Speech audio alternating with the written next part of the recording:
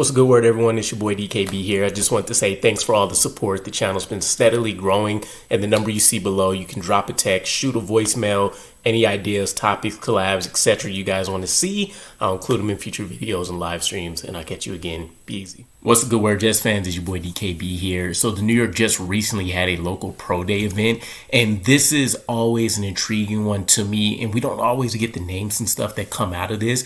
But for those that don't know, the local pro day event was created for draft prospects, generally the lower tier guys, right? You're talking day 3 and priority UDFA type players that grew up in the area or attended college locally. So you're looking at teams like Rutgers, there's Test Prep Academy, for example, that would be a good option. Penn State people, potentially. It's a pretty loose term, but overall, anyone within the area, anyone with local college ties.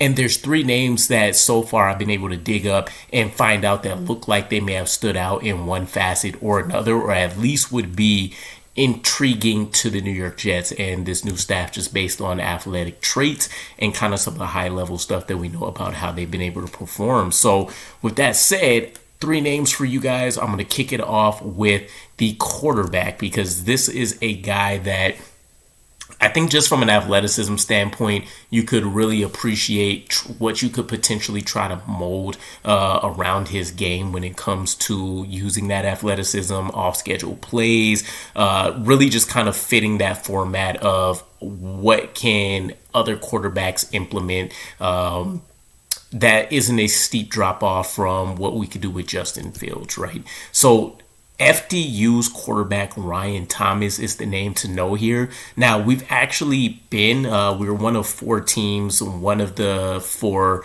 being a Canadian Football League team. Otherwise, the Giants and the Jets were there. I don't recall what the 4th team was, but nonetheless, we're at his pro day. From what I've seen, it looks like he impressed at his pro day as well. He was at the FCS National Bowl as well, where he won the most consistent quarterback, or at least that was kind of the I guess the reputation that he acquired over the course of a couple practices there. And a lot of what was being tossed around was the fact that, much like with the Shrine Bowl, with the Senior Bowl, these are events where quarterbacks aren't necessarily put in favorable positions because they haven't worked with a lot of these wide receivers really ever, right? Or tight ends. So there's going to be timing issues. There's going to be that chemistry that needs to try to be developed at a rapid pace.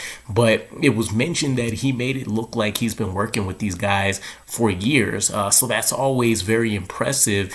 And he actually ended up coming away from that National Bowl as team MVP as well. This is a lighter guy, right? 6'1", 175 pounds is what was listed on the website for him.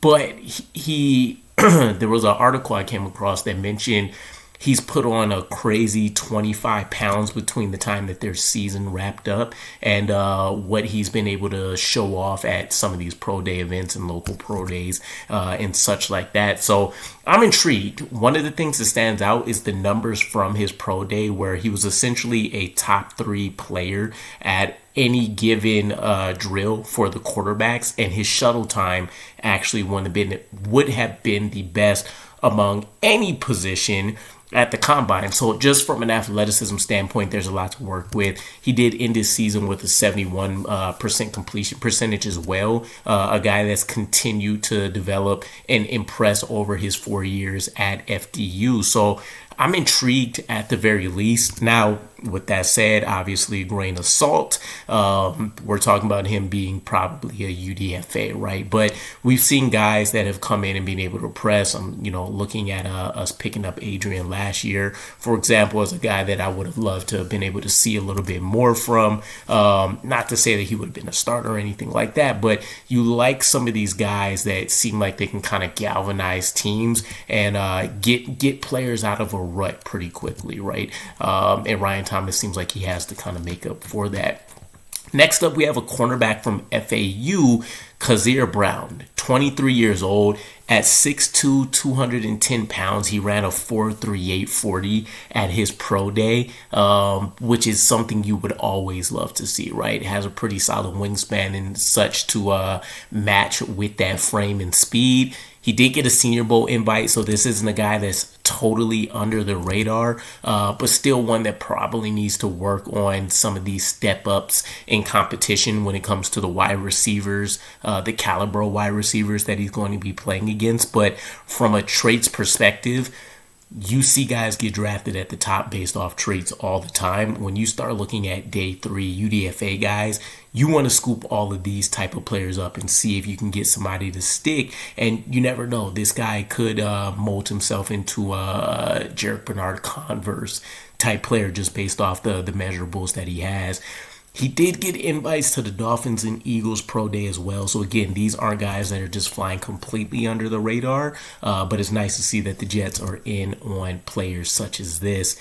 And then lastly, another cornerback out of Villanova, Isas, I feel like it's Isas Waxter. Also 23 years old, 6'1", 209 pounds. He ran a 4.56 at the combine. So again, lets you know that he was on the radar of the NFL at large to even make it to that event. But he did significantly improve on that time with a 4.48 at his pro day. So I haven't been able to really look at tape or anything on any of these guys per se. But I would imagine that from a size speed standpoint, it will probably live up to the billing of being close to that late 4.4, early 4.5 type time.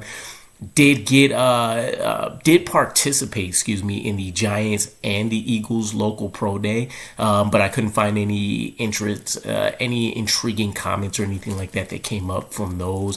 And he did draw significant interest in the Shrine Bowl. I do recall seeing his name a couple different times being highlighted either for a play here or there, but all of these guys seem like it's either going to be a competition concern for them, a significant flaw, right? Maybe throwing motion for Ryon Thomas, for example. For the cornerbacks, maybe it's being able to operate in man coverage or zone, some kind of fatal flaw, right? That's dropping these guys into this day 3 UDFA range. But I wouldn't, again, once you start talking about UDFA specifically, get all the guys that you can, right, that have these 9.9 crazy RAS scores and stuff like that, and just happen to see what sticks, right? And one thing that I will keep my mind on as I continue to mention in these videos, positions like tight end, positions like defensive back, I'll just coin that in general terms, right? It could be safety, it could be cornerback. Anything in that secondary, I think, is where we're going to see our coaching staff make their money's worth, right? So it could be some of these names that come out of the blue, take the coaching, end up giving themselves a pretty solid reputation over the course of training camp and stuff. And who knows, maybe we see another crazy situation like a draft pick being cut for a UDFA, and see how that plays out. But let me know what you guys think. If you have any other details on any of these guys that I couldn't readily dig up, definitely drop and share for us all to check out. And I'll catch you guys again. Peace.